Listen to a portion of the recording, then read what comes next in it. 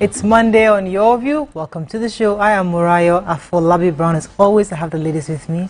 Hello, Alaja Nima Akashat Zabiri. How are you? Yeah, I'm fine. I do need a vacation right now.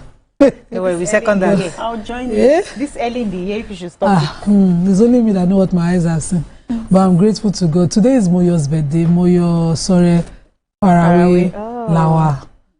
Muslim name is Riscott. Happy birthday. So 24th of February, I'm sure, is her birthday. And it's been a whole hectic weekend, going back to school and, you know, being a mom, a maid, a lawyer, all of it. A TV host. And a TV host. I'm so tired. A rice seller. So I've not even dealt with rice. They are just, you know, they are on their own. God will help. It's God that will help us this month. You know, I'll wing it. Yeah, that's what we usually do. You don't look your issues. You look at how bright she's looking. I was even the wardrobe malfunction that dressed me up this morning. Everything just messed up. I said, bring this one. What a Monday. What a Monday. Like everybody get this wardrobe malfunction today. All of us. You are not red and black today. Yes, so how you doing? Wardrobe malfunction. It's had a function. I'm telling you. Oh. And then this week I did not get up from my bed. So apologies to everybody that did attend your function. I did not get up from my bed this weekend. Wow. Yes, intentionally. No, so many things were just happening. But it is okay. I thank God. Let me move over to you. How you doing? I'm doing well. So very Monday-ish. Yeah, so what can we do now? Yeah. Saturday I had CEO strategy conference. Yeah. I had to go and learn because, you know, when you're at that point where you have to upskill, when you've been at a point, I don't like to rest on my hours. I understand that I need to move. So moving to the next level required that I go get trained and, you know, go for meetings, go for business strategy meetings and all of that so that I have a form of clarity. Yeah. So I had to consult this business coach. I've consulted her before and she's fantastic. So immediately I saw her flyer that she was doing a CEO strategy meeting. I quickly gathered all the money that I had around me and paid for, and I had value. So it was a wonderful day. Then Sunday we did church. Then I slept all through, but I'm still feeling sleepy, like from inside. I need to rest. I don't know why. I'm not doing a lot physically aside from the exercises, but I think my mind is full. Yeah, I'm constantly thinking, how do I do this? Where do I get this? God, I beg you. I did it. Our pastor yesterday preached. He said, please go to God in humility and ask for help. God, I need your help. We are all here. God, we are all under humility. How you doing? I need a little help too. I'm looking like a baby. Yeah. Like a sweet 16. My mother-in-law said like a child. Yes, now that's the idea. Sweet. Yeah. Well, this weekend we were at Waike's house in Alagbole for the children's birthday. It was really cool. The kids were there and they had fun. Oh, yeah, and then I would have reminded you. I didn't know. Yeah, I forgot. Then Sunday, my apologies, YK. You know, but it was really cool. I mean, it was a nice weekend, just chilled. Because the kids are home, I could have brought them. Oh. Yeah, it was a really nice party. It was a nice party. I trust. So just same old, nothing major. But we thank God for. I mean, I need help right now. I need serious help. I need realignment. I really need clarity. I just need I have clarity. I need somebody. I need direction. I need a lot of things. But clarity is there. Yeah. But just the next step. God, now fund I need. Now what do you mean? I need fund. I apologize again. No, don't give me this weekend. Too many activities. I need to attend one. Sorry. They're telling you. There were so many. This week is a lot of party week. This whole week is a lot happening. This weekend is a party coming up. This weekend, a big party this weekend. Do you know yourself? Happy birthday in advance. And that one, another one coming up. Big birthday party coming. It's a party, in fact. You don't tire. All the parties should avoid me, please. I'm not in the headspace. Avoid me. Let me go on a short break. It's Monday. When we come back, look at the front pages of the paper. Stay with us. We'll be right back.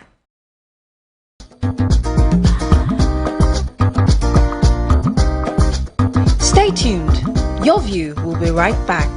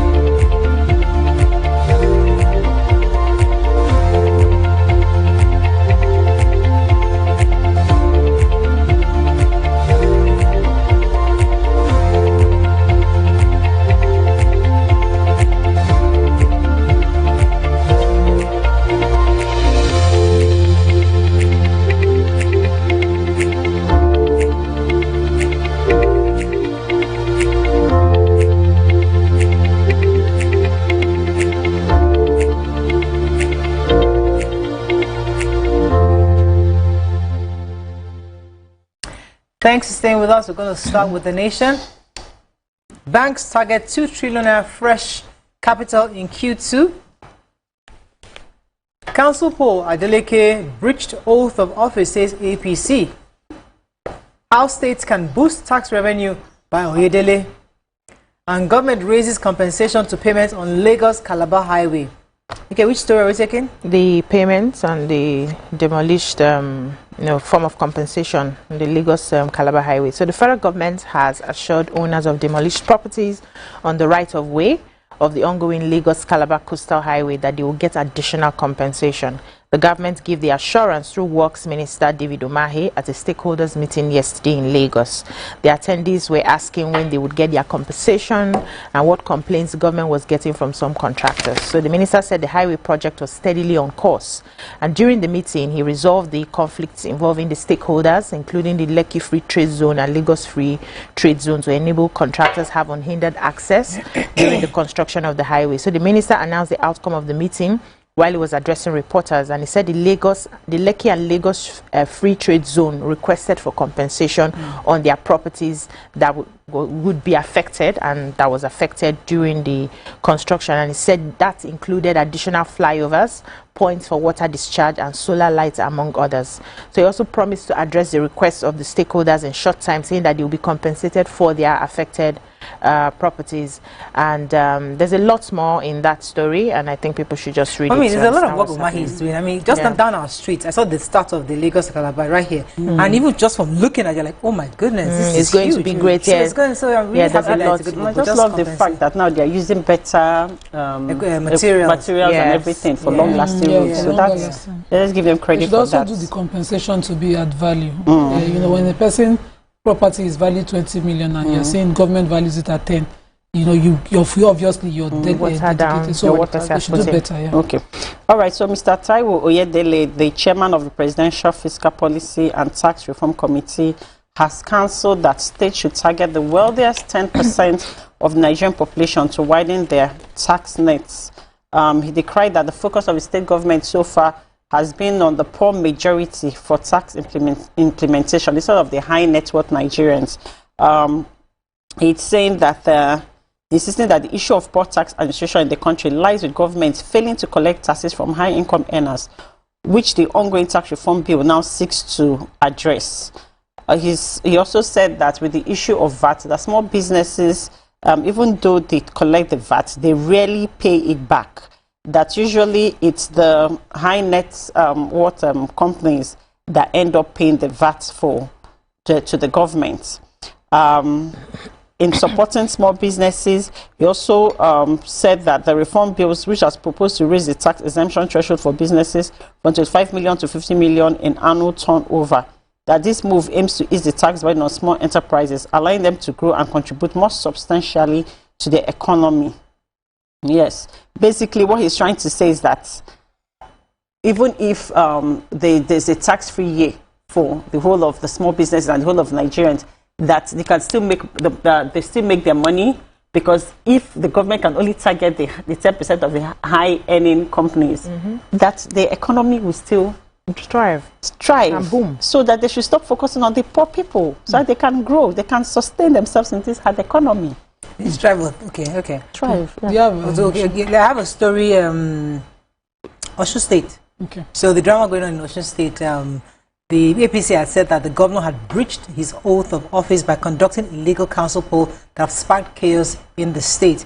The ruling party had urged the federal government to withhold the federation account allocation meant for 30 local governments until they're governed by reinstated elected officials.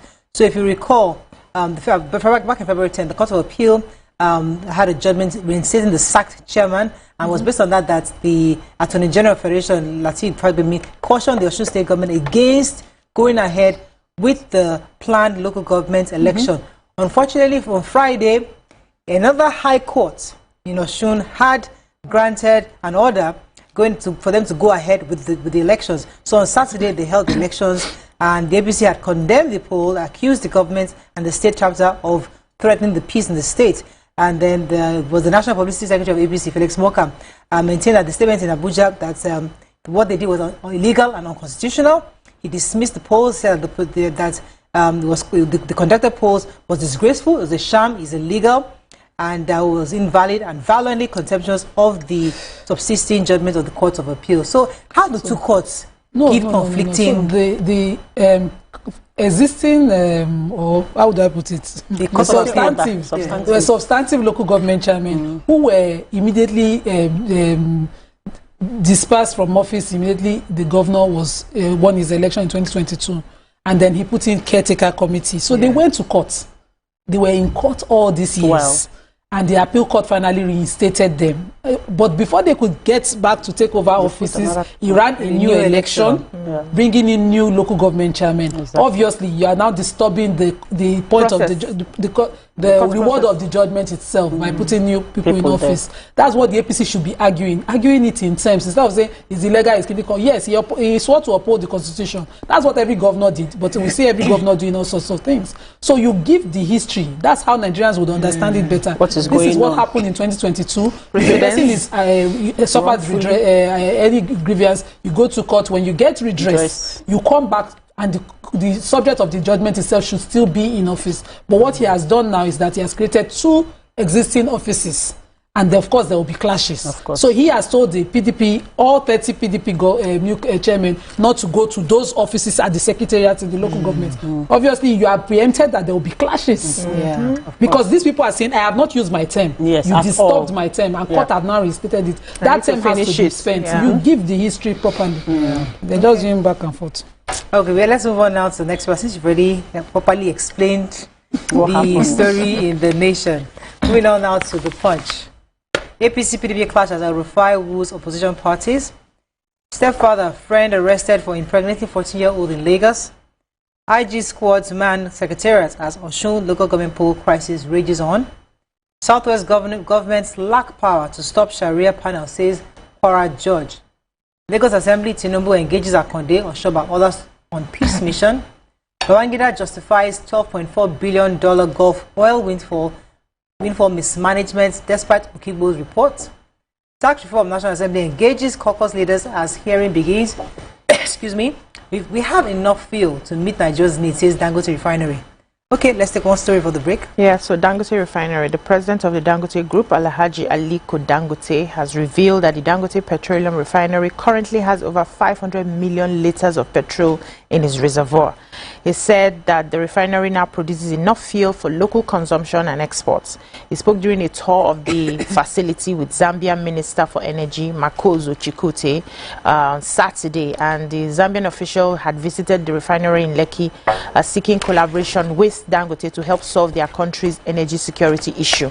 So in his address during the tour, he said that the refinery currently has 600 billion worth of stock in their tank farm. He said the plant will reach 650,000 barrels per day full production capacity by next month, and that Nigeria cannot consume up to 50% of its refined products. Wow. So he said we can satisfy more than the local needs of Nigeria as we speak, more than half a billion liter of petrol. We have more than 600 billion worth of stocks here today in refinery. We have more than enough.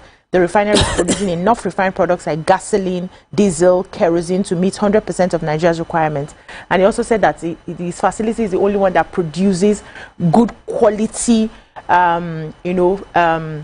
products that many other refineries across the world are already shutting down because of his own refinery. And we just need to do more in terms of his getting crude available to him so that he can keep producing more, that he has enough to satisfy Nigerians and people outside the country. Okay, you go, Dangote. Let's go on a short break. When we come back, we continue with our review. Stay with us. We'll be right back.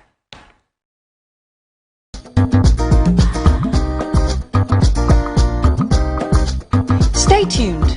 Your view will be right. Doubt and fear doesn't occur at the canvas. It shows in the canvas. It shows the conation of raw earthen material slabbed, stroked and molded at a pace provided by the doubt and fear. Every move weigh in the struggle of one to the other, merging the past to the present, brushstrokes of colors seen but not known. For when the wailing stops, the pieces settle down in abject beauty erected for a century of a century.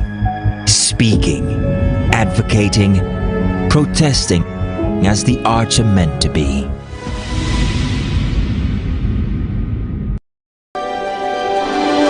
TVC Communications, Nigeria's leading independent broadcast company, has been officially designated as a great place to work. Over the past few years, we have transformed our workplace into one which is respectful, caring, rewarding, and provides great benefits to all our 500 employees. We thank our team for giving us the chance to show that partnership between employer and employee really works. TVC Communications, officially designated as a great place to work, and now the only broadcasting and media company, not just in Nigeria, but throughout continental Africa, to be fully certified. TVC Communications, a great Nigerian company, a great Nigerian place to work.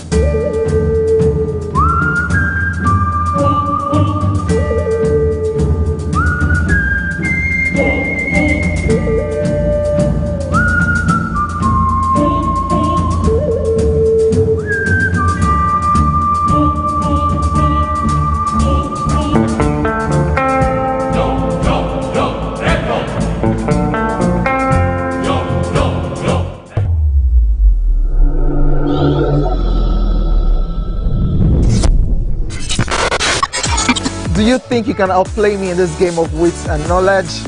Can you go 7 rounds without flinching? I meant answering 7 questions correctly. How well can you hold your liquor? If you're curious, then join us for the most exciting conversation and games with your favorite celebrities on 7 of 7.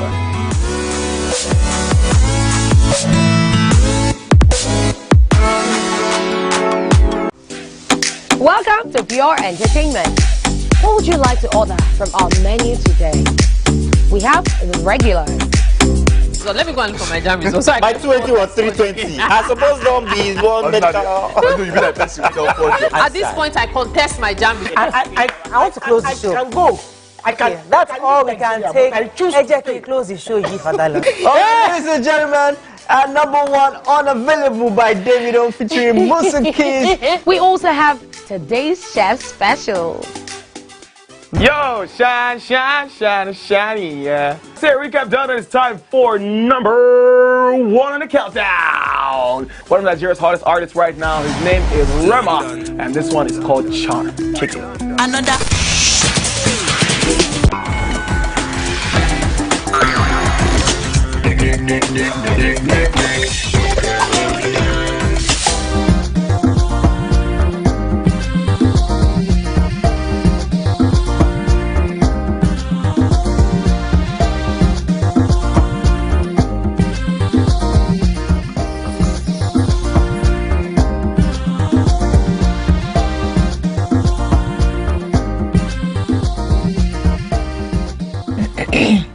Thanks for staying with us. We're still reviewing Punch. Okay, so after weeks of uncertainty, the Senate will today, Monday, commence a public hearing on the tax reform bills.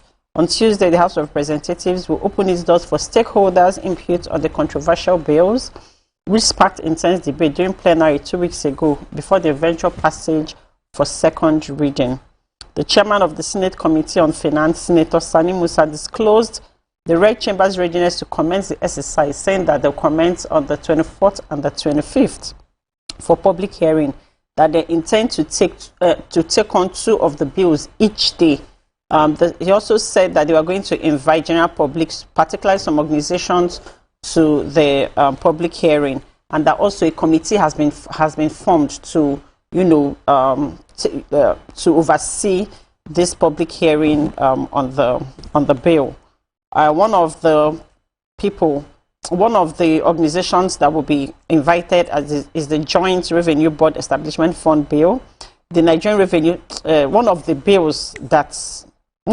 is the Joint Revenue Board Establishment Fund Bill, the Nigerian Revenue Service Bill, the Nigerian Tax Administration Bill, and the Nigerian Tax Bills. will be put out there for the public hearing.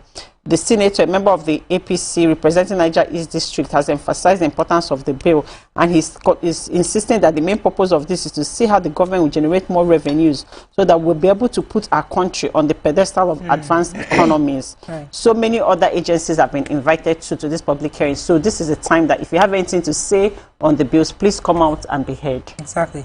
So the Lagos State Police Command has arrested a 38-year-old man, Samuel Alfred, who allegedly defiling his 14-year-old stepdaughter in Okokomaiko area of Lagos State.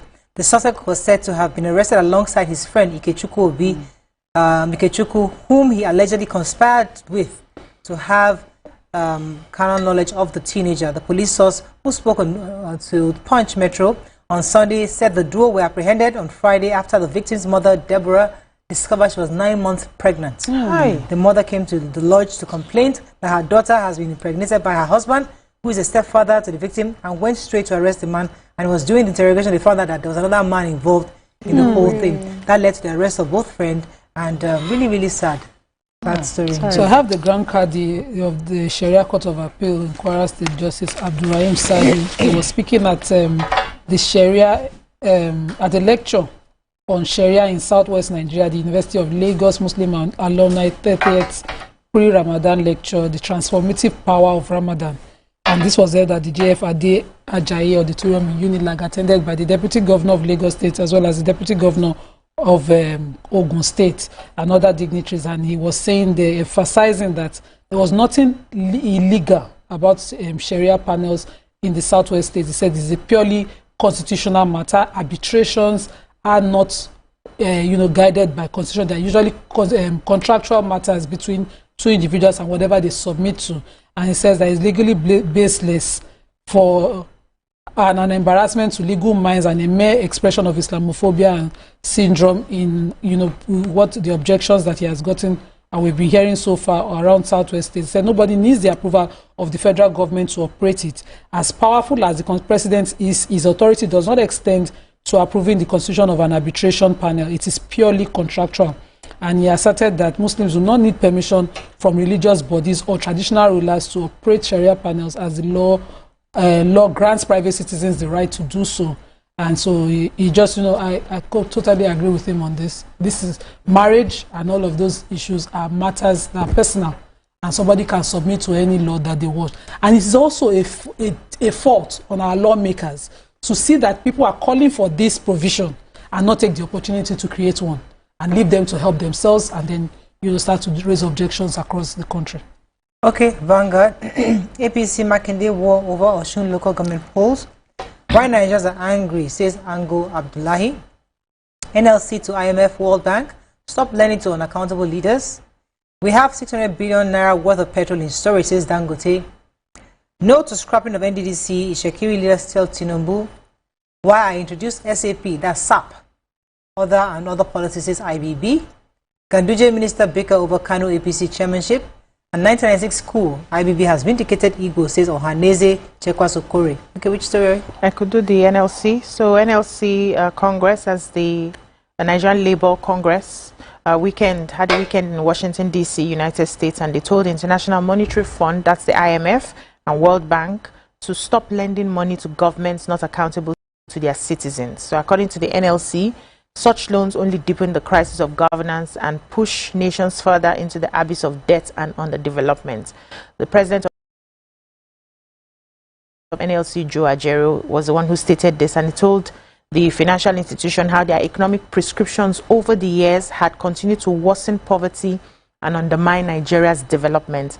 He spoke at the 2025 high-level meeting of the Global Labour Movement, and he also pleaded with Bretton Woods institution to stop imposing blanket austerity measures, but support developing nations in crafting progressive tax policies that protect the poor and vulnerable.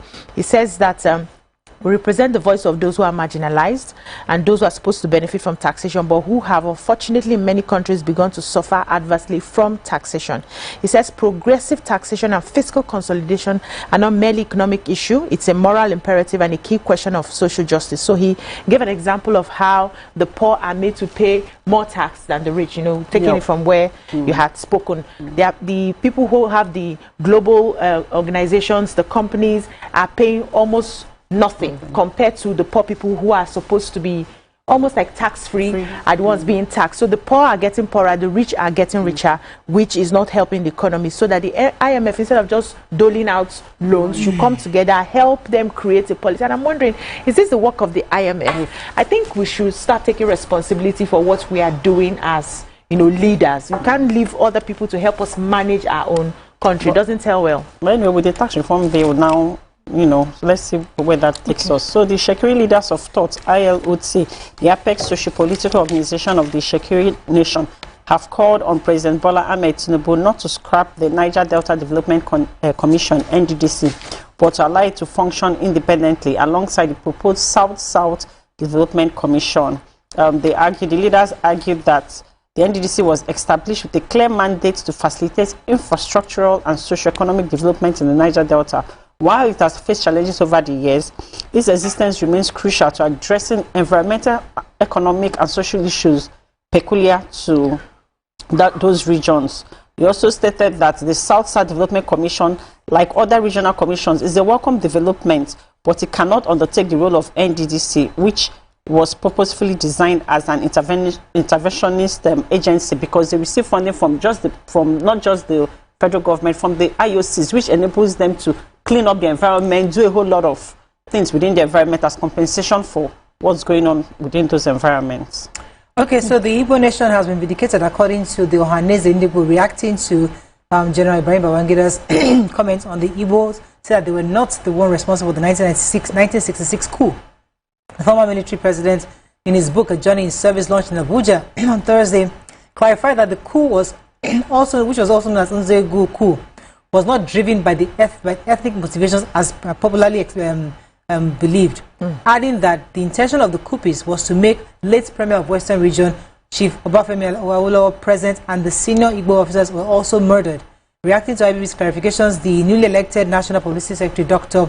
Nzechi Chukwu, said General Babangida's declaration is a testament to the cries of the Ndigo over the years that the 1966 coup was not an Igbo coup, it was a coup of young military officers who were probably proposed to the establishment of the period, and IBB's comment has vindicated the Igbo nation.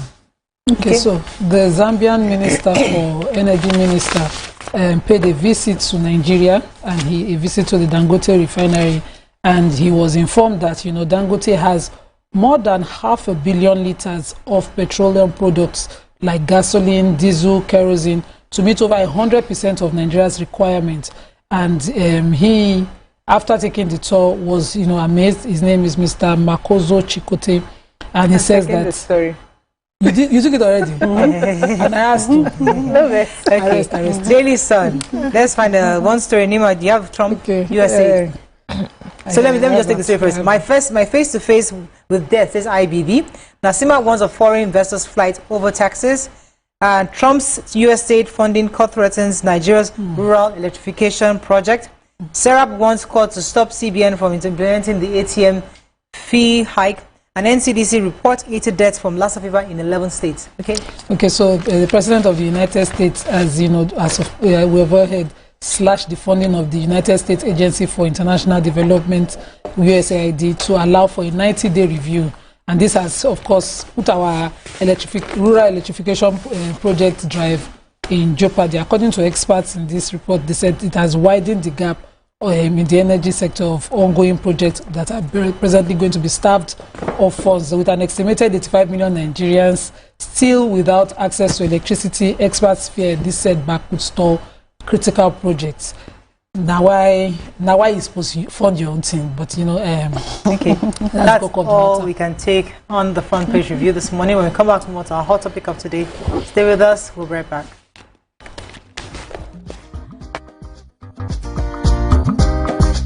Stay tuned. Your View will be right back.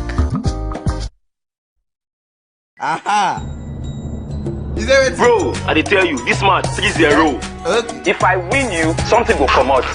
Don't play with me. Fast ball, fast ball. Ah, you know what? You go shot Bro. me. Now we got this man.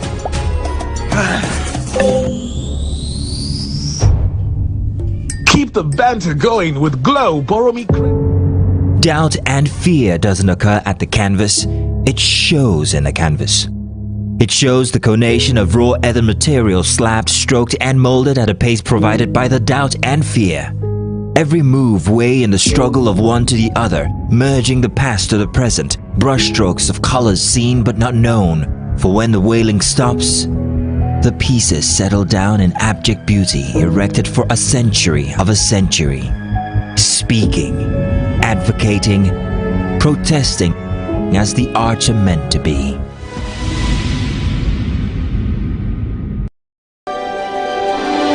TVC Communications, Nigeria's leading independent broadcast company, has been officially designated as a great place to work. Over the past few years, we have transformed our workplace into one which is respectful, caring, rewarding, and provides great benefits to all our 500 employees. We thank our team for giving us the chance to show that partnership between employer and employee really works. TVC Communications, officially designated as a great place to work, and now the only broadcasting and media company not just in Nigeria but throughout continental Africa to be fully certified.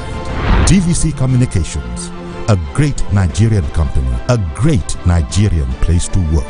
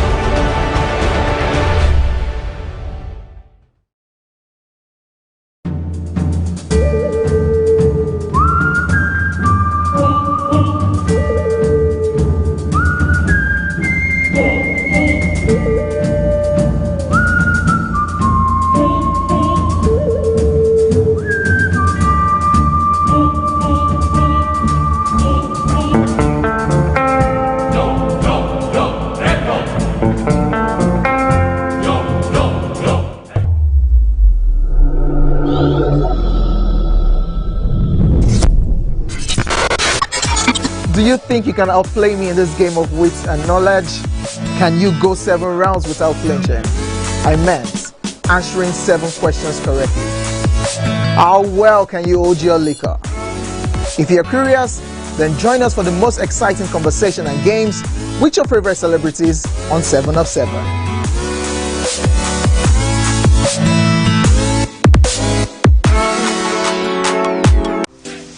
Welcome to Pure Entertainment. What would you like to order from our menu today? We have the regular.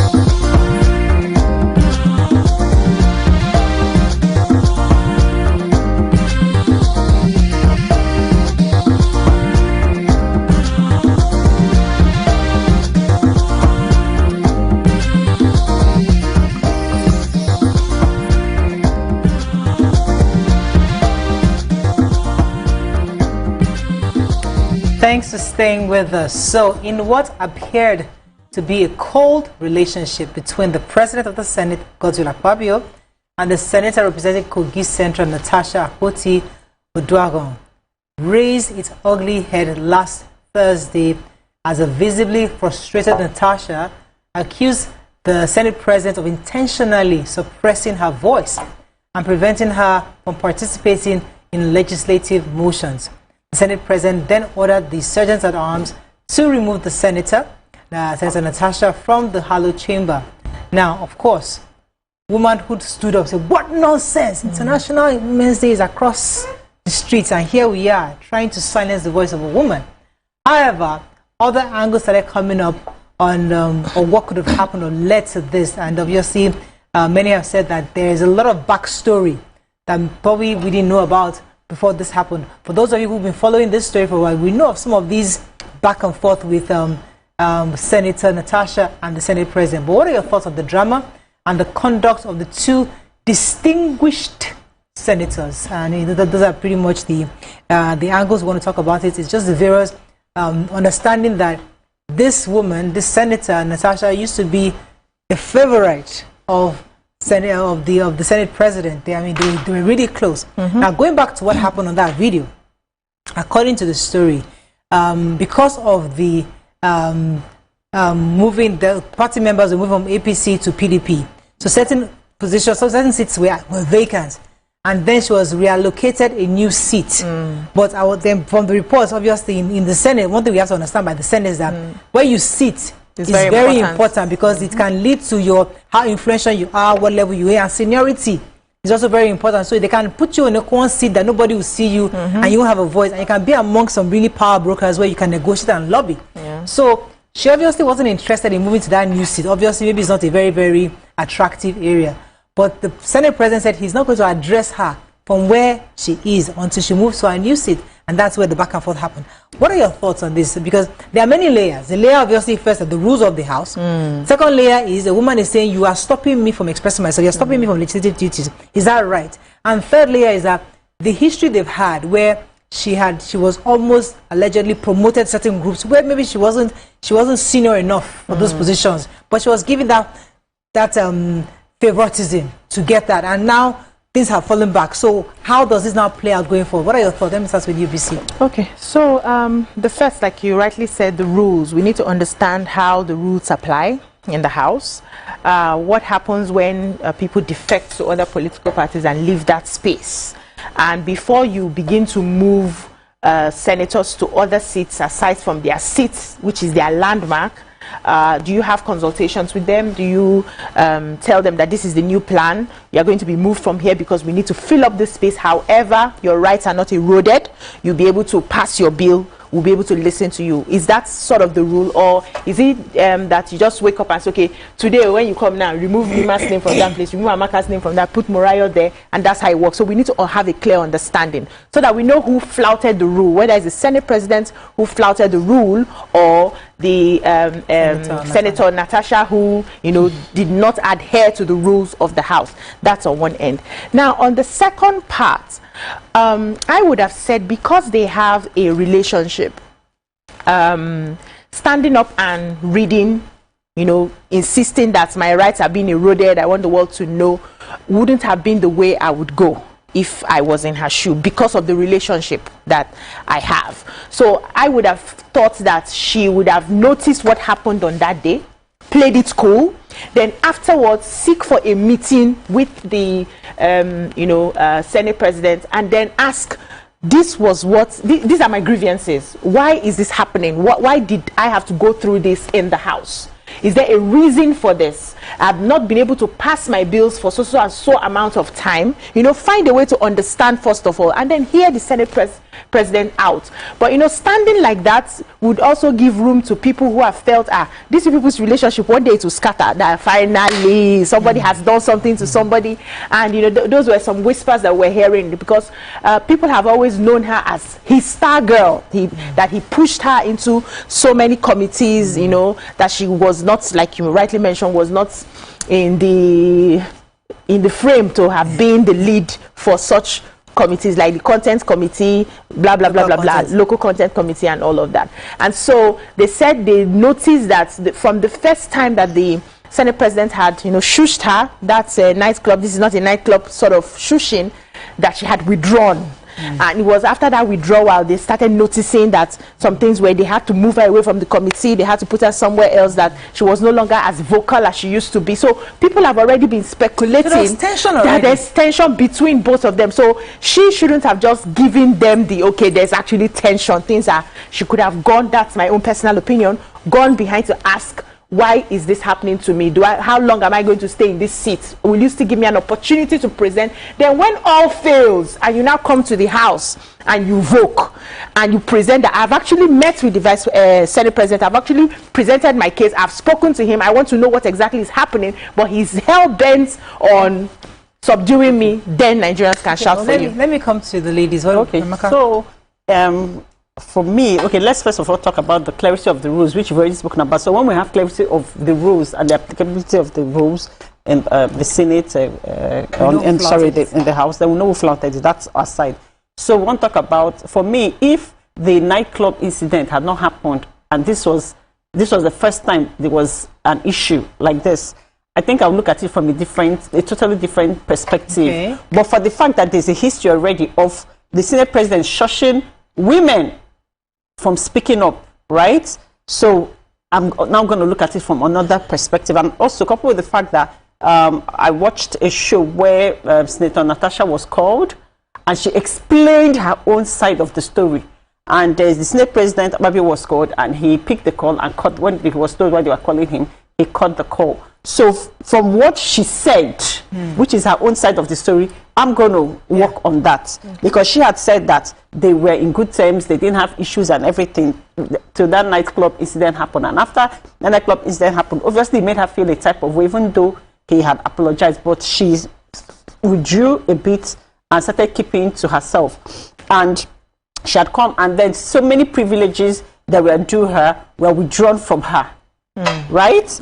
She also, she said that even most of the foreign and international trips that she was supposed to be on, that those were withdrawn from her. But what she now started to do was, if she sees any trip that she felt was going to be beneficial to her and her constituency, she would pay from her pockets. She would pay her fares, her hotel, everything, just to attend that. So somehow she was being bullied, right?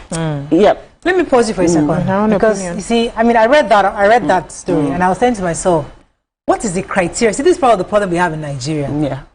What is the criteria that is followed for me to say, okay, this senator goes for this trip, or this person is chairman of this committee, or this person is going to be following us for certain kind of meetings? Because when there's no a particular guideline for that, and it's based on, okay, this one, like, she's a full woman, let me bring her in. Oh, she's young, let me bring her in. Oh, he's somebody's child. Oh, he's somebody. They're lobbying for her. People are lobbying, and it's like there's no clear-cut guideline of how the person gets there. That's what leads to those privileges that came to me. Because some would argue that you didn't deserve to be the chairman of the local content committee. Others said there was another senator who's supposed to be, but because they're trying to, because you're very close to the Senate president, he allowed you to have it. Now, we as women, we've always said that we don't want you giving us. Don't just dash it to me. I need to merit what you're giving to me. I want to earn it.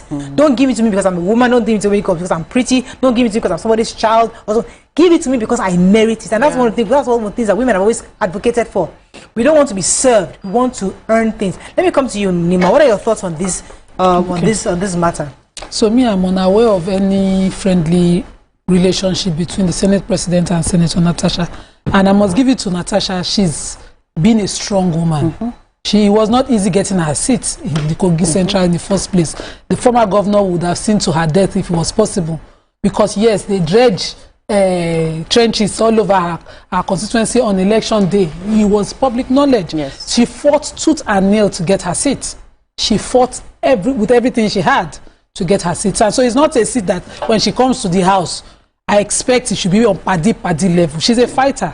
So she goes ahead. If she feels slighted in any way, I think, you know, the way she's spoken out is what she should do. What I would hate to see is just, you know, if the house rules were read, that she was pre-informed of a seat arrangement and that she refused to take it. And if she refused to take it, it might just be because of, you know, some of the things she suffered over the years. Remember, there was a time on the floor of the House, it seemed that the Senate President silenced her, and then he did an apology. That went viral as well. So it's like this beauty without brain kind of example. You know, the kind of way they look down women because she's fine, thinking, no, the head must empty, that kind of thing, or ordinary woman kind of look that comes from, you know, the men in the house. And so she has to prove time and time again that I am a beauty with plenty brains. You know, constantly standing up, speaking out. Other women are in the house where they come in and they do their business and they go. They just kind of play along, you know. Let me just represent my people and go. But she has to do much more. They are demanding, they're putting her on a very hot seat all the time, so she has to do much more. If I think what's the senator that read out the Mungono? I think is it the House clerk? No, he's the chief whip of the House. Yes, the chief whip. If the chief whip had done an arrangement, it is not until she's seated she's informed. I think that those information would have gotten to our office the day before that, you know, we are doing because we know there are certain arrangements, and each arrangement in the House has a reason. She was informed. So let's assume she was informed and she thinks there was something funny about the new arrangement, and she wants to resist it. On the floor of the House, she should be allowed her voice to speak. Because usually you use one House rule to bring in your point, your motion. And she said there was this rule she was bringing on privileges, and she wanted to read. And somebody put off my prayer said that you can't address me from that seat because you've been reallocated. So in where we are taught is that obey first, that's what we're taught, and question later. And question and say, okay, you know, this is I'm allocated here, but it's important that I want my seat back because of X, Y, and Z reason. But she's saying, I am not leaving this, and the man said, I'm not going to address you from where you are sitting.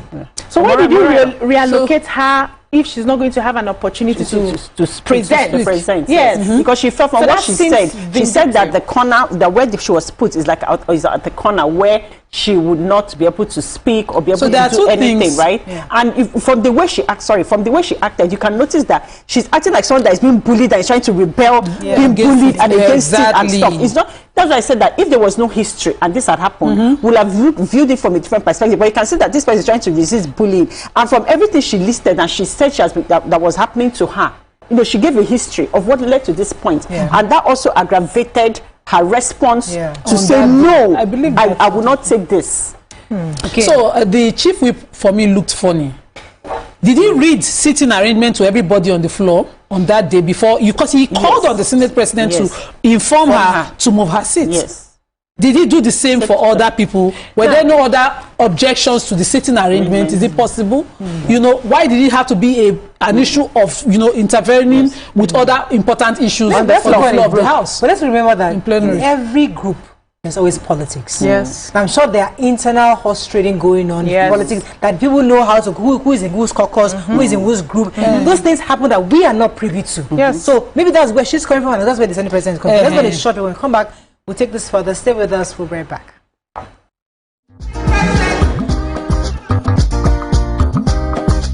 Stay tuned. Your View will be right back. Let me ask you a question. What's holding you back? Is it the pressure of your job, the demands of your education, or your ability to connect with the world? Is it the access to the right information? Are you lost?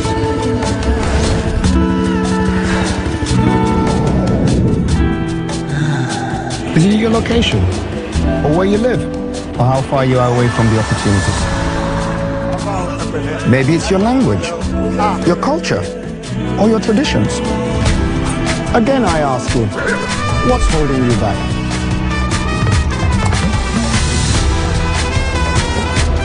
Unlimited data from Airtel 5G Smart Connect. Whoever, wherever you are, stay connected. Stay limitless. Airtel, a reason to imagine. I'm Mr. Shagun Reomi, and this is my lovely wife, Mrs. Sunu Chidimma Reomi. How I met Hydron was, it was on TV. What they were saying about it, I really got interested in it, and I decided that I'm going to one day become a landlord there. I got to know about them through my husband. When we started coming here, the house was not fully completed. Everything was going smoothly, very, very well. Cape Town looks like the best of the ideas that Adron have within Shimawa. So what I did is I bought land in all of them. My advice to everybody is that Adron is worth investing in. It's the season to celebrate that special person, loved ones, bond and feel alive. Make this Valentine special with Adron Homes Love Alive product. Adron Homes. Building cities, communities and homes. Dear customer, we have tried to reach you regarding your loan. If you don't repay now, you will inform all your family members that you are a scammer, a thief and a fraud. We are coming for you. We will deal with you. No hiding place.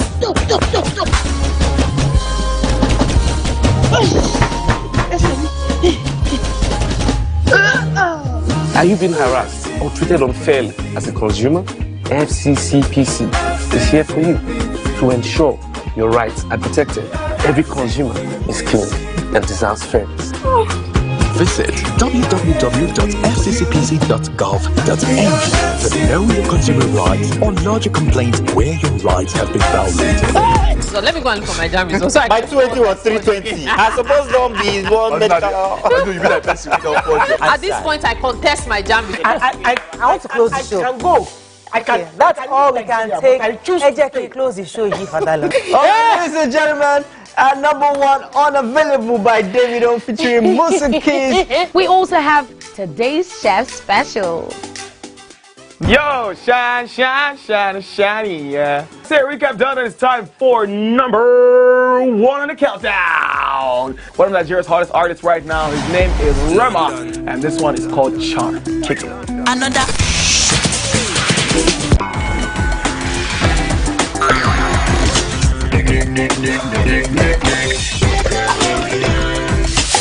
For dessert and a bit of nightcap, we have the nighttime and online specials. I want to start the gym, yeah? But do you know one thing that's actually keeping me back? You should start the gym to get fat. Cricket. She says she does pole dancing to empower women. What's the difference? There's a difference. That's what I'm saying. So pole dancer, you're already almost naked. You're already almost naked. No, the empowerment for me. Sex can make a relationship better. No. Sex can never be overrated. It is needed. Especially when it's good sex too. Almost every guy has been with somebody's girlfriend. But they are for all of us now. That's why you're still single. I would not agree or disagree with that because I don't want to get into trouble. I have a home to go to. Your next question. Oh, you ready to fail? Who is the person that used to suspense? That woman. Bam! Bam! Today we'll go here. Hey! Let's get talking. I'm sure we've been able to satisfy your cravings, yeah? Stay good. TVC Entertainment for pure entertainment.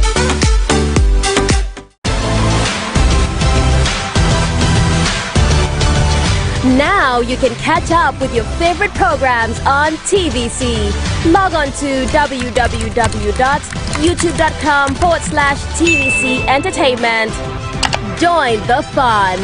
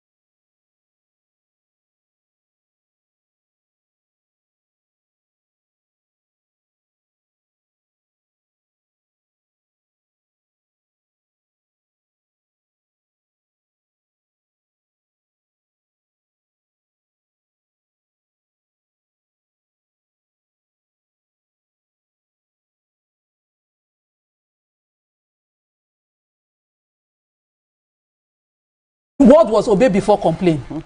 They are being beaten. You are explaining that I did not disobey. I just went to change. You have the evidence in your hand. Maybe you've not disposed. Nobody. That fact that nobody should listen is it goes to the root of lack of fair hearing. It's an imbalance. It's an injustice itself. An injustice itself. So it's not all the time. So now house rules or no house rules.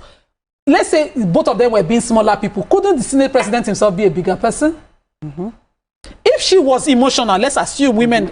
The cuckoo give us all the time that we are emotional beings, that she was, being a woman. Couldn't the Senate president be a bigger person? How would he have done it? Would he have put off her mic? Would he have allowed her finish her point? I will not address you from that place. He was standing. Silencing her. I can't address silencing her. We need to get to your issues. Let me come to Amaka. But he didn't do that for other people. Amaka, let me pause you for a second. I have the callers been holding. Good morning. Thanks for calling.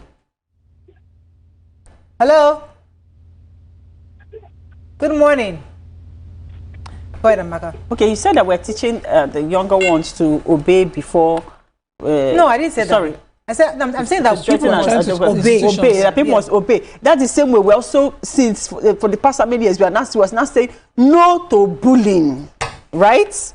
That is our fight. Now we're saying no to any form of injustice, no to bullying. Speak up if you're being suppressed and bullied. Let me ask you guys, because we are moving towards, we're coming into the International Women's Month. So please, how many women do we actually have in this as senators in Nigeria? How many do we even have? So, because it brings me to the question when you ask, like I said, okay, what are the procedures for senators going on foreign trips or things like that?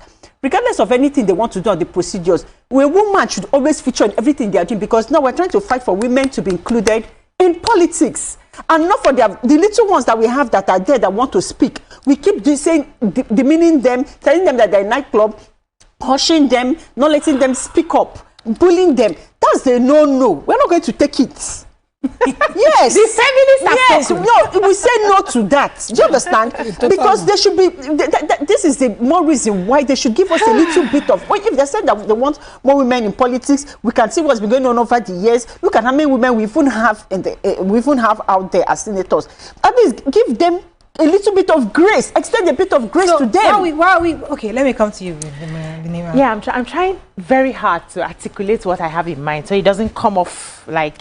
But I totally disagree with both of you. I disagree in the sense that if we have to take politics and leadership as no gender, we're aspiring to have many more women in representing us, right? And we want to balance it out that it's not about gender. That means what applies to A should apply to B, whether you are male or female. And rules must be rules. Rules are rules. Rules must be obeyed. Now, if you have to question, you don't necessarily have to question on camera. You can take the bill you are passing that day is not that by the time you pass it, it will pass first reading, second reading immediately, and it will be implemented that day. You can always pass your bill another day.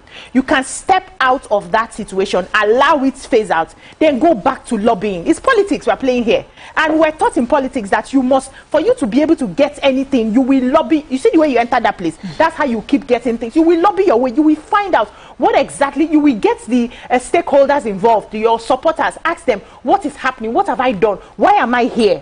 What is my purpose for being here? And how do I move out of here? Because I don't like this place. It's not going to work for my constituency. If you must write letters, if you need to, send emails, send emails. If you need to call a meeting and say, I need to understand, so that I know if you say I should be here for some time, would you still give me my privileges? I just don't like the fact that it was out there in the open. That's one. Secondly, I saw the nightclub stuff, right? And I want to use this opportunity to say that we receive information. As a result, the way we receive information is the way our mindset is at that moment. Based on our experiences. Based on our experiences and our mindset at that time, right? Because when I saw his commenter, she spoke without being called, which was against the House rules. I'm talking about rules now. She spoke without being called. And the Senate president had to say, I've not called you for you to speak. That's not how we do it here. And he said it jokingly. This is not he was laughing when he said it. This is not a nightclub. And I was asking myself, with the sort of relationship that we hear they had, that was not something to be offensive about. He laughed about it. He passed it on. He may not have said it to a man, I don't know, but I'm just saying that probably her mindset, probably something else was already going on, and she received it a wrong way. But looking at the see, when person won't throw you something, get as they throw him. Looking at the disposition of the Senate president in that comment, it was more like you know this thing now, sit down, Jare, we are not here to, this is not, this is a serious thing. But they took it, I want to say, my opinion, out of context, and then it seemed like he was deliberately shutting her down. But she flouted the rule by speaking before being asked. We're not looking at that. You can be correct. Good morning. Thanks for calling your line. Hello. Good morning. You're live on television. Hello. You're listening to the TV. You're live on TV. Go ahead, please. Good morning. Go ahead, sir. You're live. Good morning. Please stop listening to the television. It's delayed. Talk to me. Go ahead, please. Listen to the phone. Let's go on the break. We'll be right back. No,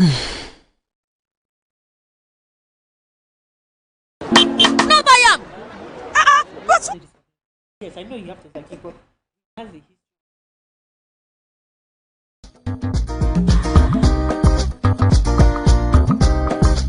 Stay tuned. Your view will be right back. No, I am. But why? No, she said this big bull bag of rice. Doubt and fear doesn't occur at the canvas, it shows in the canvas. It shows the conation of raw earthen material slabbed, stroked and molded at a pace provided by the doubt and fear. Every move way in the struggle of one to the other, merging the past to the present, brushstrokes of colors seen but not known. For when the wailing stops, the pieces settle down in abject beauty erected for a century of a century. Speaking, advocating, protesting as the arts are meant to be.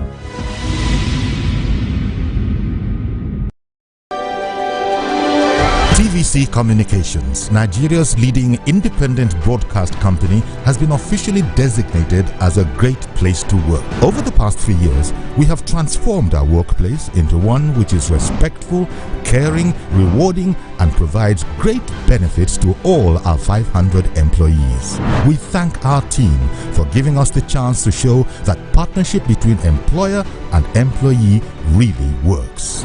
TVC Communications, officially designated as a great place to work, and now the only broadcasting and media company not just in Nigeria but throughout continental Africa to be fully certified. TVC Communications, a great Nigerian company, a great Nigerian place to work.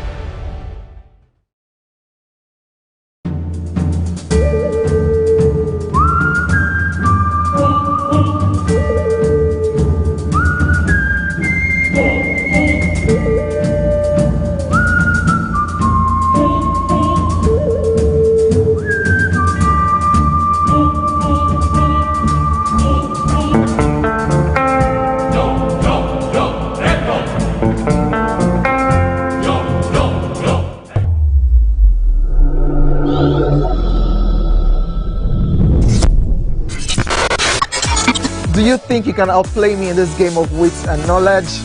Can you go 7 rounds without flinching? I meant answering 7 questions correctly. How well can you hold your liquor? If you're curious, then join us for the most exciting conversation and games with your favorite celebrities on 7 of 7.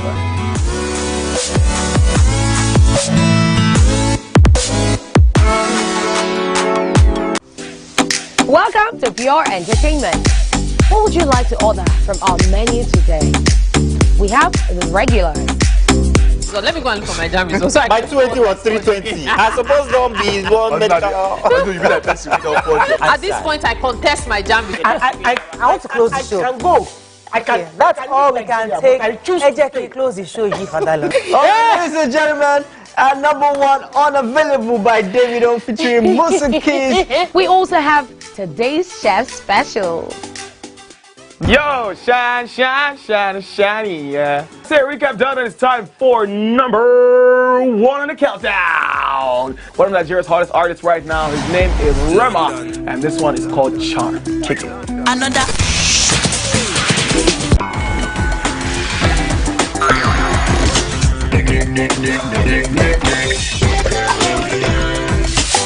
For dessert and a bit of nightcap, we have the nighttime and online specials.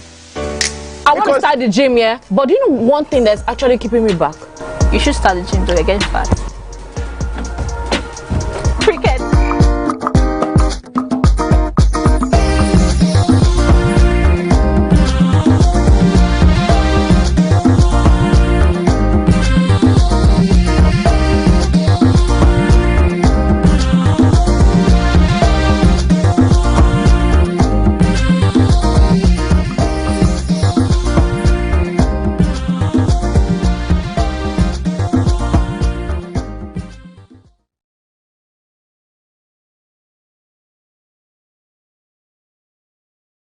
Thanks for staying with us. We're going to be wrapping up very soon on this senator story. You see, the reason why I keep standing on this issue of systems, because I am big on systems, because the only way our country will move forward is if indeed we begin to respect our systems. The Senate President is not who you talk to anyhow. This is somebody who is the leader of the House. And there are ways of doing things. You see, for someone like me now, I can't go to school, work hard as an engineer, get all my qualifications, get a big job, maybe a company like Schlumberger, and say, oh, because the reason why they're giving me ED is because she's a woman. I don't want to fulfill anybody's quota. True. I want to become ED, I want to become managing director of Schlumberger because I did the work. Don't give me that quota because I'm a woman. So that's why I keep saying, we don't want you serving us things. What exactly is the criteria for us to get all these perks you're giving us? And you're not giving us any, let us know exactly what are the issues. So and it is in those things that we cannot start saying, oh, it's because I fought with him. That's why he removed me from this committee. Because something happened, I fell out. That's why I'm not going on foreign trips. Those things they sound funny to my ears. Because really and truly, we don't want women to be served in that way, in that manner. Yes, there are quotas here and there. But the truth is that there should be things done properly. That's one. And secondly, I feel that if you want to help young people to believe in this system, because I keep going back to this system, me speaking against my boss openly like that, I think it's not the right way. Because my mother says, into my mobile, I call she be a boy. It's not like saying you obey before commanding. Sometimes you stoop a bit to conquer, say, you know what, this thing I need, for me to win in this house, certain things I need to do properly. There are times to fight.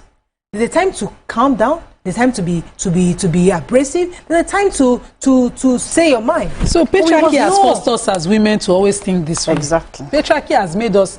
There's this video of Chimamanda going that when a man does something, he's given a nice positive title. When a woman does it, she's manipulative. She's seen as aggressive. Aggressive. You know, there's so many names to it. Senator Natasha, to me, from what I've observed over these years, is not someone who is asking to be recognized just because she's a woman. She did not. If it's about woman, that day on the election should have been crying on the street, help, and doing all those. She went and fought as if she was a man. Exactly. With injuries on her face, pushing for an energy plant at Ajaokuta is representing her people in the way men have failed over the years. Exactly. In the way men from that same Kogi region have failed their people. Look at Ajaokuta, look at where it is. It is as if they don't have senators from that region. Over these years, she did not come to the house to be recognized just because she's a woman. If somebody is deliberately conniving with the chief whip of the house to put her in a place where she feels slighted, she should speak up. Yes. And anyhow where she speak up, we'll go hear her. The point is, the Senate President was in the same position under Senator Saraki as Senate President then. He did not comport himself. Videos are online. When I Thank you check very YouTube, much. he was shouting. His grandmother was crying, walking around. Thank the you house. very much. The same Senate president now is sitting and doesn't understand that he should be a bigger person. Thank you. When she was shouting, she came up and she did not stand up against any rules of the house. She found a rule of the house, which she read out and asked him, please, can I be heard on this, before she started to scream. Yes. And even on that, he was saying, not on that seat, I will not address you. But when it happened that time, he too wanted to play victim. He would have allowed her express herself and say, Chief Whip and her should solve that issue, but going forward, I would not recognize you. But he immediately silenced her and put off her mic, even when she was reading a rule of the house. Okay, let me take this call from Femi. Okay. It's calling from K2. Thanks for calling. You're live. Femi, go ahead, please. You're live. Good morning, Femi. You're watching TV. Please. Why is Nima's voice sounding sexy? It's sounding like my voice. Maybe it's I swear. You have something to say. We'll all just wait for this. Go ahead, Amaka. Okay.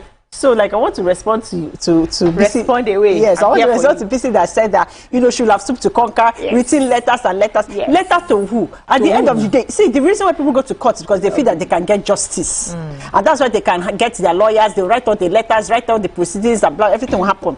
But when you're writing a letter that at the end of the day, they are bitter, the judge, everything is still the same Senate president. When you don't feel like you're going to get justice, you will speak up. And why are we acting as if we're not Nigerians? When we see all the katakata in the house, people jumping and throwing things and fighting. We should join the katakata. No, we're not saying we should join. No, we're not saying we should join. We're not saying we should join. We're not saying we should join. We're not saying we should join the Banana Republic. The lady did not do skata. She stood up and she read an order.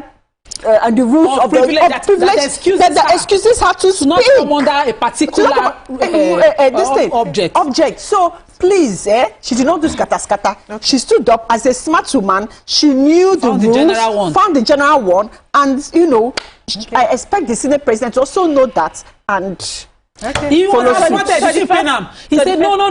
Yes, off the mic. And when she continued to say, I will not be silent unless you are recognized. First of all, speak. Yes. Thank you. Sometimes she addressed. You can speak under an emergency. The house. You can speak. Nima, there are several rules. This one was not an emergency case. You can address the house. She addressed the house rather from a wrong seat. That was against the rule. That should have been sorted out later, right? Now, is she telling me that the people who are on those seats before that moved were not able to achieve anything in the house because they were on that seat? What's special about her being in her seat? If she has been, if she has been reassigned. So you need to find out why, the purpose for your reassignment, first of all. She addressed the house from a wrong seat. That was wrong. Out of the part where she said that my second reading of my bill has not been read on the floor of the house for this long. Do you know that they can put protocol and be she was not on the right seat now. That day. She was not on the right seat. It was not that day. It was not that day. Issues. So she joined another issue. Yes. She joined another issue. What was already. No. This is not the time for her. And if she had followed stoop to this thing, they would have suspended her on that day. See, let me tell you something. Do you understand? Because she said it. Let's not cover the rules because we feel we are women and we are always marginalized, right? Let's that marginalization issue, we can always fight it another time. We can always build the evidence to fight it. So if she has sat on that seat that they assigned her and she tried to talk and they did not answer her, she tried again to talk, and now we have something to hold. So you don't first of all offend and then you are claiming right on the other side. By the time they judge, even if they go to the court of law and they judge this matter, she was wrong already. No. She was already wrong. No. She should have sat on that seat because people who were on those seats before they even moved them. Are you telling me they did not achieve anything in that house? Okay. Sit on the seat first, and then we can now this push. House you are talking about, how many years remain? And let me tell you something. If she not reach the privileges rule, she will have been suspended. That's why I said if you need to also listen. She has come out to know the rules now. Not everybody now. One senator that was straight. Yes, they were reading the rules for him from the seat in front. He still could not get it. I don't want to mention constituencies so that the people will not come for me. My own is that when there's a case. They say it's important to hear from both sides. She has come out and she has said her own truths. They've given Senate President opportunity. They've called him. He's refused to say. Senate President. Let me land now. And from what she said, she's the one in the house. She said that if she did not start reading the privileges, that he would have suspended. So suspended immediately. But because she knows the rules, and immediately she started reading the privileges. They say make you shut up. We need to wrap up on this, and I'd like to take a few comments on social media. Let's see some of the comments from our viewers. You know, I think all of us here, we've all supported the importance of supporting women. We've all been advocates of pushing women out there and getting involved in politics. No doubt about that here on this table. But I think where it's important for us to highlight is the fact that in certain areas, we must be also proponents of the rule of law, how things are supposed to be done, and know that we're going there not just with aggression, but also with civility. Because the idea really is to see how we can solve problems by being civil. And that's something we don't have in this part of the world. We are constantly it's about let us just scatter it, let them know. It's not about that all the time. We must always have at the back of our mind that we are change makers, we are pace setters, and we must be able to see how to ensure that the rule of law is established.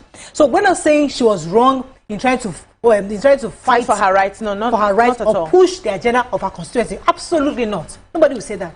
We're saying that in that respect for the institution of the Senate, they said that you've been moved. The right thing for you to do is to respect that. And after that, you can now protest and lobby and get your way back. But it's not about speaking back at the Senate President, even although he has also done the same thing in the past. You're right, the videos where he also was rude at some point. But you see, that's not the way we must continue. At what point do we stop this bad behavior? Because if somebody has stopped him from that bad behavior, maybe she wouldn't have done that, because we need to stop this constant bad behavior. So this one-off, it's not an example that we can generalize on Natasha, Senator Natasha Akpabio. We watched the house when he did that slight comment on her as a woman. She sat, put together, and she took it. Yes. Did you see her shout like this? Today when she can't shout, the problem. Our foul can't be nonsense far away. Where up nobody carrying picking. This has built up. It was building all these years. This was required now, and that's why she did it now. That's my point. She has always taken his slight comments. Slight comments. Quietly. Carried herself, even the ordinary woman comment there. She took it where it was Nigerians that called him out. She didn't say a word before he came on the floor of the house and apologized. Could it be that it's the calling out that even made it look like an issue? No, this particular time, I am not afraid of you. He carry comment. He carry comments. Carry meaning. This is our social media life. I have to go on a break. This our social media can be very misleading. Yes, so you see when they will say kill him, shoot him, because they're all pushing you. And you now, you as a senator, they're on my side, they're backing me up. You're now going to speaking back to your Senate President. We must be very careful. Social media will continue to push you. No, and I saw that comment several times where people will be telling you, go ahead. Nobody was. When we were supporting her, not be that time she asked. This change of seats that she's talking on, meaning there. We have to wrap. When I come back, we hopefully wrap up on this. Stay with us, we'll be right back.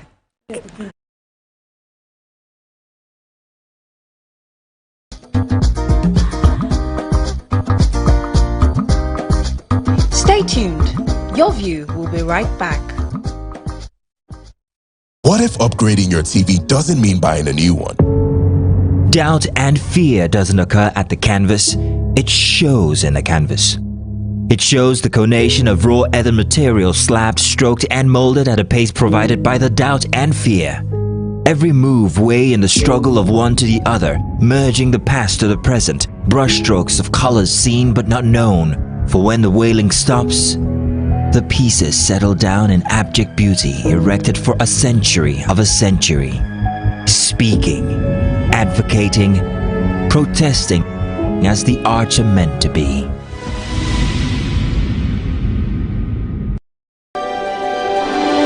TVC Communications, Nigeria's leading independent broadcast company, has been officially designated as a great place to work. Over the past few years, we have transformed our workplace into one which is respectful, caring, rewarding, and provides great benefits to all our 500 employees. We thank our team for giving us the chance to show that partnership between employer and employee really works. TVC Communications, officially designated as a great place to work, and now the only broadcasting and media company not just in Nigeria but throughout continental Africa to be fully certified. TVC Communications, a great Nigerian company, a great Nigerian place to work.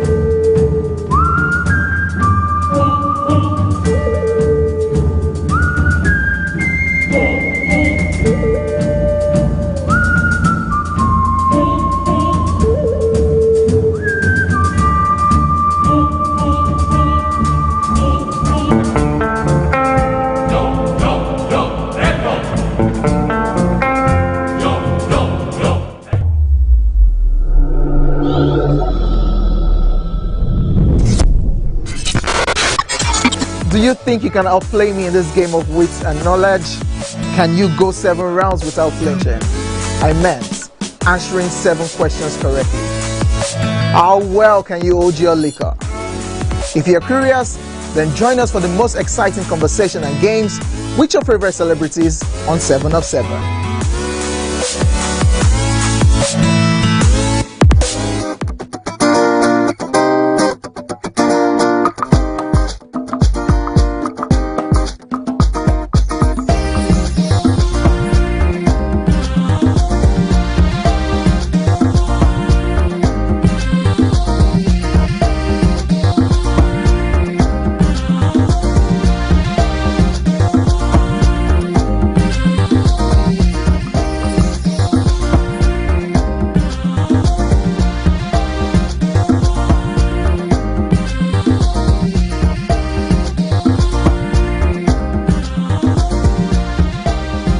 Thanks for staying with us. We're still finalizing now on this topic so we can bring in our guests. So your comments on social media so we can Nima. Somebody said Nima won't kill me. She said how many years remain? Oluwaseun says she has been head of various committees. What privileges? Natasha dare not do this in Sharia Nigeria on a public whipping. Just Reason was saying that. And somebody said, this woman is too beautiful to be a senator. What is she for being? So someone says, Mariah, now wait till you post for Instagram. Now you make me come here today. Hope say now your next topic. I beg, wait till you post for Instagram. Next topic. Yes, so George says, everyone must have been told of the change of arrangements in the Halu chamber before the business of the day. Gania says, Aslis, holding leaders accountable doesn't mean shouting and tearing down the house. There are better ways to solve the issue. She could have displayed better maturity than Akpabio in what we are saying. Lala 12 says the senior president should learn how to address women because they can be emotional sometimes. Queen B says Natasha defended herself. If she did not read the privileges rule, then I can say she was wrong. You cannot shut women up. We agree there should be rule of law. Akpabio has been on her one too many. Okay, so I think we all agree. I mean, as I said, nobody wants to a woman to be discriminated against, and I think that nobody here is supporting. If indeed the Senate President has been discriminated against her, nobody want that to for her at all. But I think also at the same time, what I also advocating for is that we need to build systems such that people obey rules of the house. Yeah. I think that's what the point. For the topic Nigerians are expecting me to talk about, the truth is that. You see, and I kind of like to connect it. What I said earlier, let's be very careful of internet and social media cheers. How they push. People will be pushing you to say certain things because the angle was, she called out Mr. President, and that was not the intention. I mean, who am I to call out the president? Because the truth is that this is a person that has been there, and he was there for my father even till he died. This man paid for his trip to go abroad. My dad, my mother, and even Barton was a long-term driver to go US, UK, Germany just for his help. And after he died, he supported my father for the burial. So this is not somebody I can call out. But I think in this situation, what was said had to be said because many people had questions, and there are a lot of questions. Who was Babangida afraid of? Who are the cabal? Who are the people that are pushing him? What did he see? Who are those? There's so many things that we had to say. So definitely, and they're valid questions that Nigerians generally are asking. Yeah, you asked it, and that's it. And that's it. Yeah. And other people, so there's nothing to discuss on the matter. I mean, let Nigerians table what they want to table on their own. But that is all we can take on this segment. When we come back, we'll bring in our guest who's going to be talking to us about the visa on arrival policy. Stay with us. We'll be right back.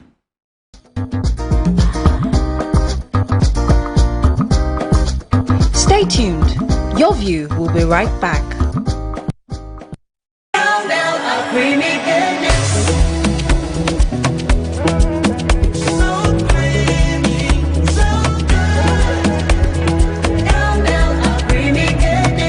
Enjoy the delicious creamy goodness of cowbell with Vitarich and vitamin B9, which supports brain development. Cowbell, so creamy, so good.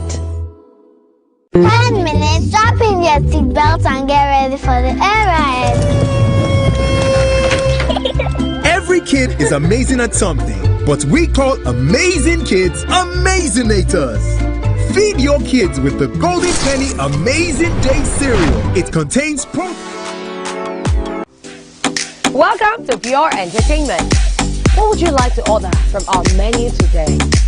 We have the regular. So let me go and look for my jam results. My 280 was 320. I suppose don't be one At this point, I contest my jam results. I want to close the show. I can go. I can. Yeah, that's all we can take. I choose to close the show. Ladies and gentlemen, number one, Unavailable by Davido featuring Musa Keys. We also have today's chef special. Yo, shine, shine, shine, shiny, yeah. Say recap done, and it's time for number one on the countdown. One of Nigeria's hottest artists right now, his name is Rema, and this one is called Charm. Kick it. Another.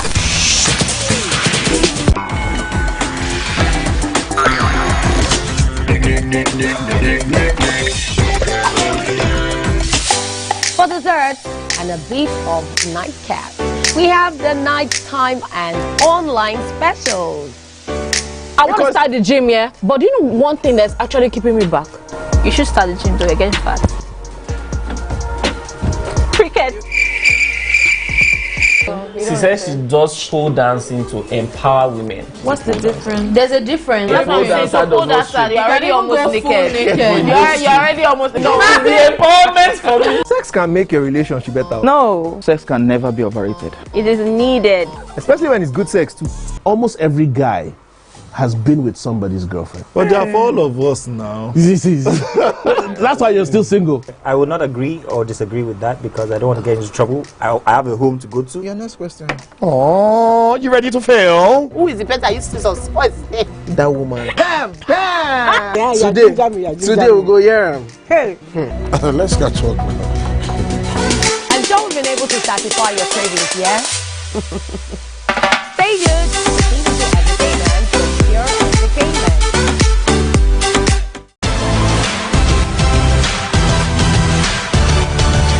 Now you can catch up with your favorite programs on TVC. Log on to www.youtube.com/TVC Entertainment. Join the fun.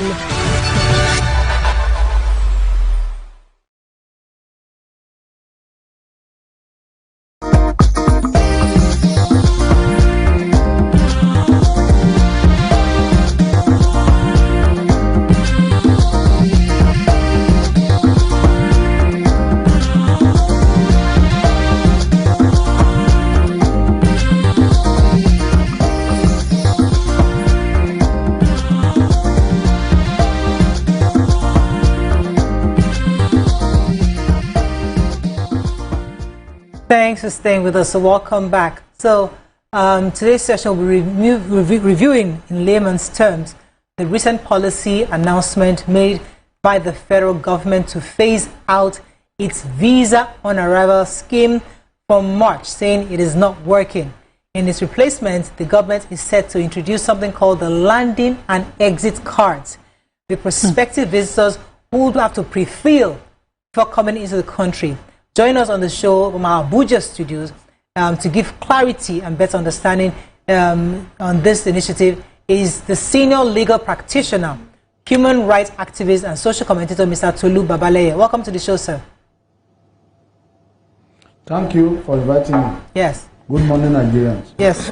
Thank you again. So this visa on arrival, which was recently introduced back in 2020, 5 years down the line, the government is saying it's not working. Why do you think it didn't work? Well, it didn't work because the world is moving towards a digitalized economy. Anything manual is being phased out. We're in the era of artificial intelligence. And, visa on arrival is a manual thing.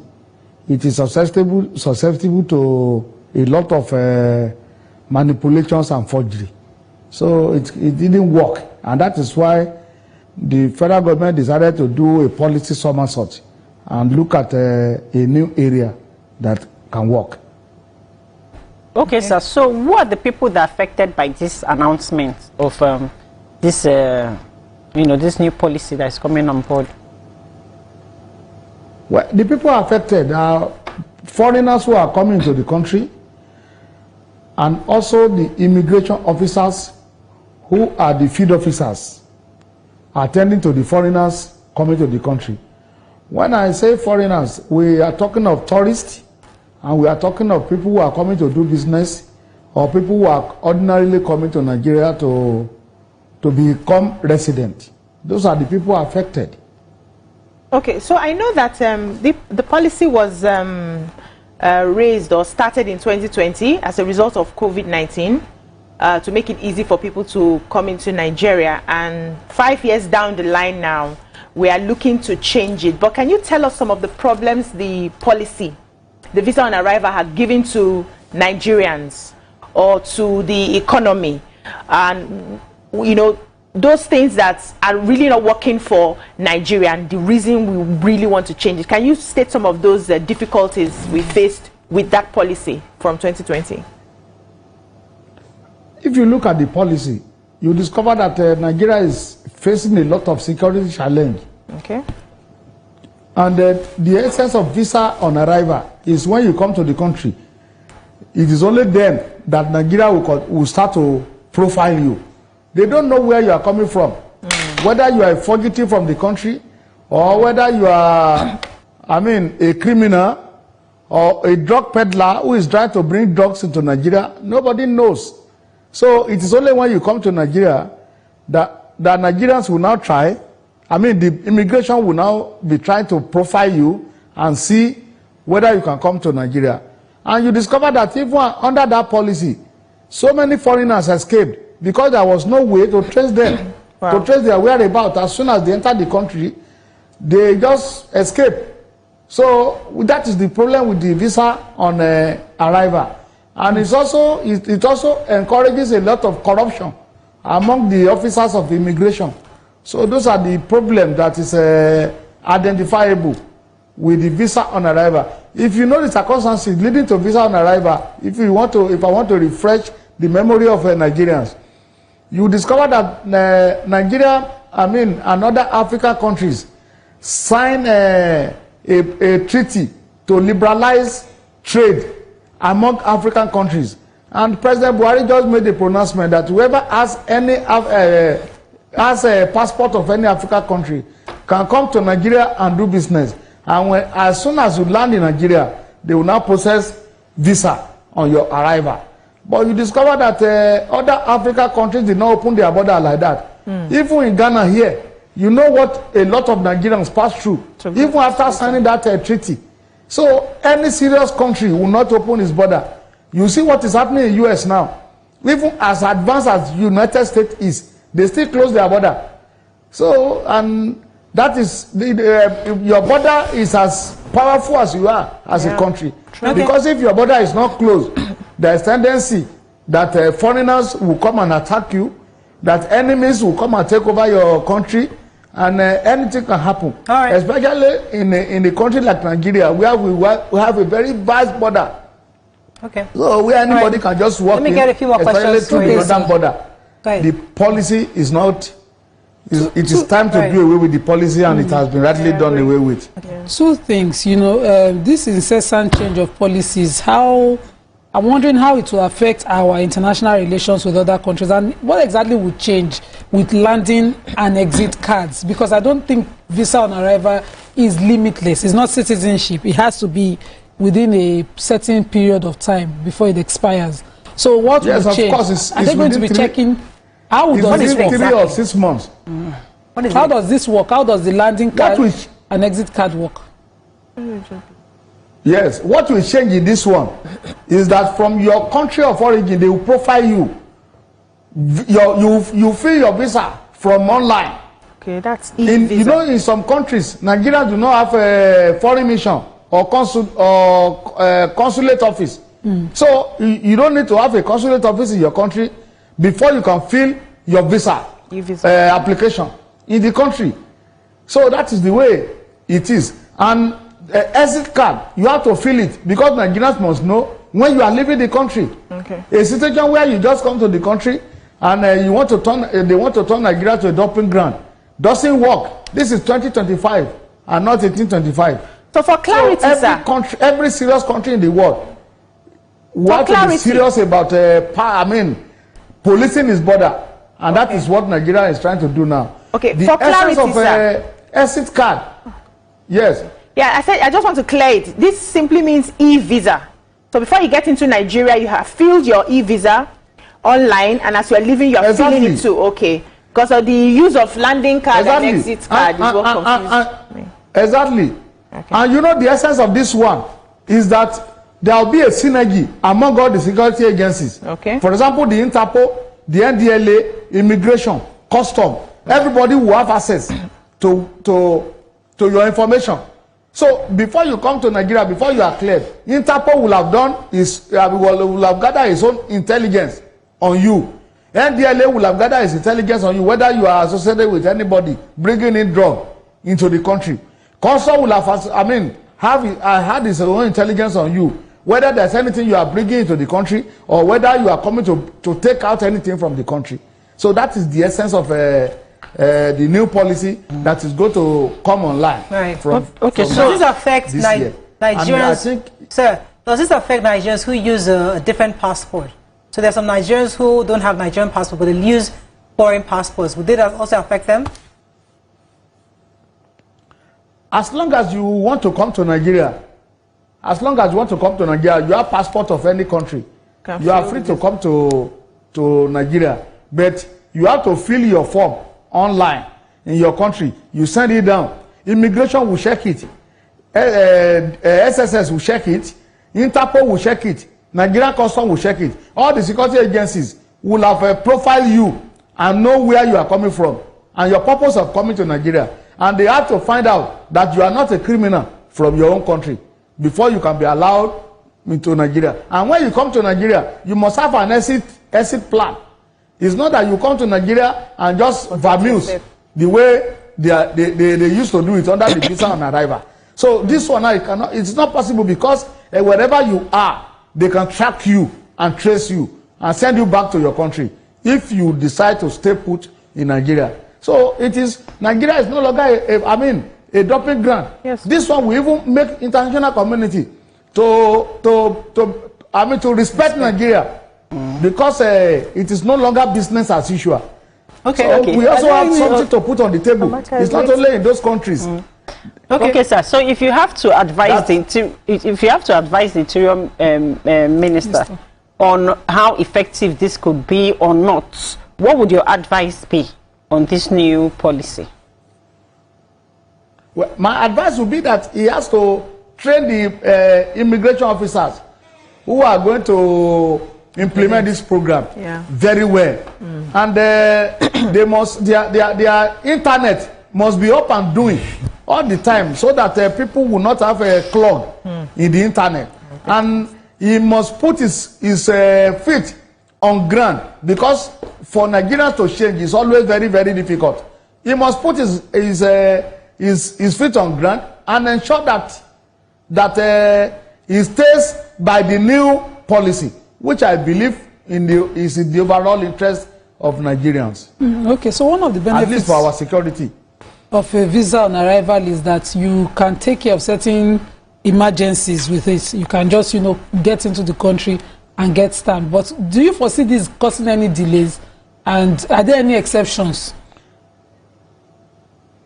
I don't think there's any exception, except if you are a diplomat from your country. If you are a diplomat who has been sent to Nigeria from your country, then you can be admitted based on the foreign policy of Nigeria. But if you are a citizen of another country coming to do business in Nigeria, you must comply. Nigerians cannot just go to any country. If you go to Canada, if you want to go to US, you know what Nigerians pass through. So there must be, even African countries. It's going to be reciprocal. The way you treat us is the way we will treat you. Wow. That's the meaning of the new policy. And it is good like that. Yeah. I'm happy with that, sir, because I remember going to some African countries that you would expect that, they will receive you like that. You have, in the process of even getting the visa, some of them don't even offer online visa. You have to get proper visa. It takes you 2 weeks. They will send it back from Abuja and all of that before you can access an African country just very close to you. So Nigeria, that is supposed to be the giant of Africa, should have modalities in place. But how do you see our relations with other countries surrounding us? Do you think it will affect how they want to come and do business, the ease of doing business with us? Because Nigeria used to be a place where anybody can fly in, do business and go. Do you think this will affect us, and how will it impact our economy? I don't think so. The people, if you are genuinely coming to do business, you will comply with the law of a country in which you are coming to do business. This is our policy. We should not bend in for anything. Okay. Because Nigeria is a very big economy. We have the population. So anybody coming to do business in Nigeria is sure of making profit. So why don't we make our rule and be stringent with it? That is the only time they can respect us. And it will boost our economy, because you will know that Nigeria is not just a dumping ground. It's not where you can just wake up and come without filling your necessary forms. Nigerians, if we are going abroad now, you know the way it is.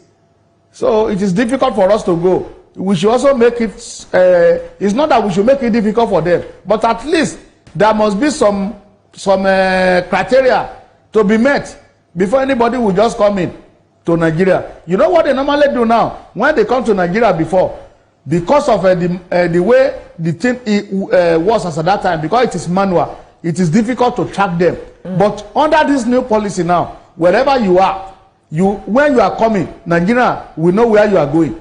So, and when you are leaving the country, we already know it. So if we check at the record and discover that you are still, in Nigeria, and you have exceeded your time without letting the authority know, they will fish you out and bundle you and take you to your country. The way Trump is doing now in the US.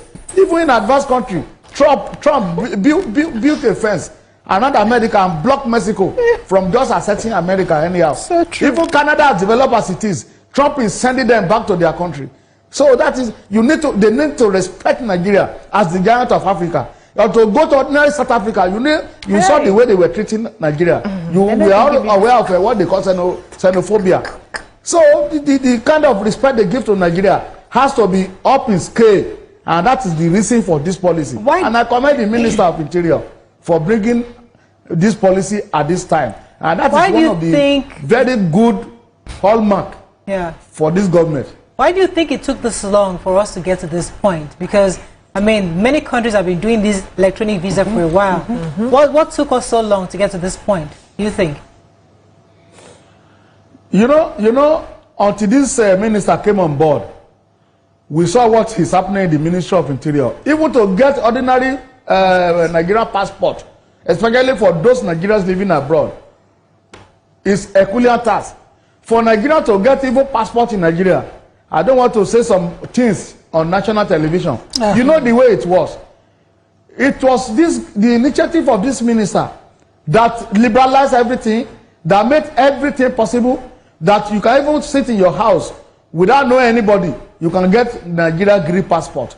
So it is a deliberate action that this government is taking that is helping us the way it is at the moment. So before this time, it has always been very difficult because of corruption here and there. For you to get ordinary visa, that passport that you are supposed to pay 35,000. People pay as much as 200,000 because the government that was in power as at that time did not take it serious. But as soon as this minister came in, we saw what is happening. And Nigerians, especially Nigerians living in diaspora, are very, very happy. And that we want to encourage him to continue to do it. Okay. Because immigrations in Nigeria immigration law now, or immigration system, is one of the reasons why we respect the government that is in power at the moment. Okay. And we give kudos to the minister who is making all this initiative to be possible. Okay, so we know that most government policies, they always look exceptionally nice on paper. The problem we've always had as a country in Nigeria is implementation. So what do you think? Do you think we're going to have issues in implementation, especially the fact that you said that most of the immigration workers, with this visa on arrival, have, done some corrupt practices in the past? Do you think that they would try to stop this being implemented effectively? What are your thoughts on the implementation of this? Will it take time? Will it become effective immediately? What's the time frame for this? Well, I think there's a timeline from 1st of March or thereabout. Yeah. They said this policy will kick off. I do not see any problem in its implementation because the person who is heading the ministry is a very serious-minded person.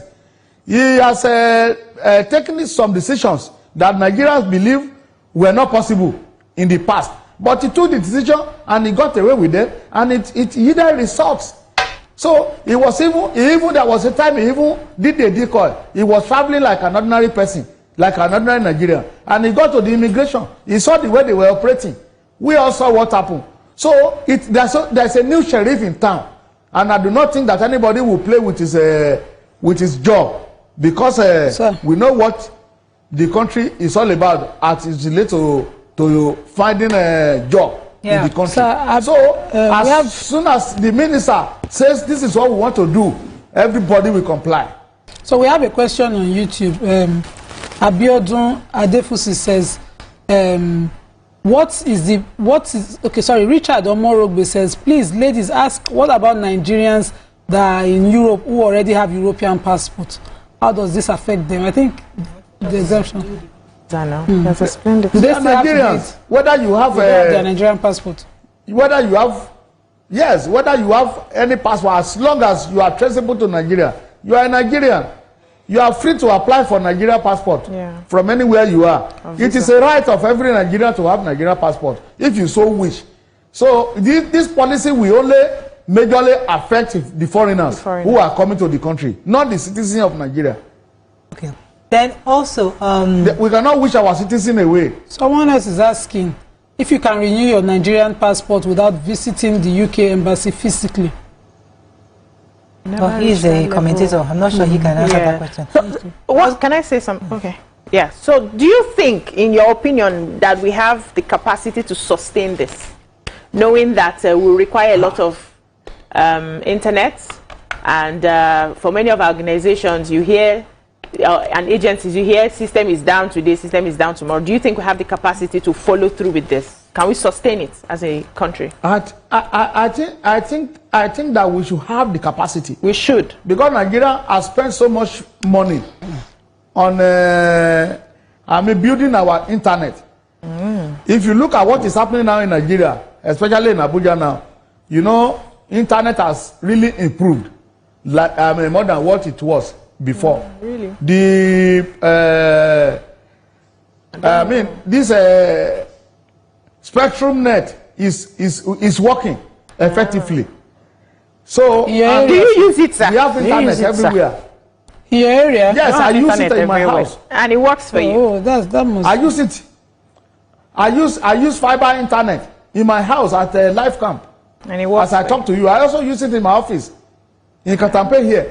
It's working. I can confirm that. That's in Abuja. And that's your site, sir, because we've used all of those ones. And that is in Abuja. Okay. And 5G is almost in every place now in Nigeria. With 5G, you can access internet. 5G on which network? Okay, let me. So I guess let's not.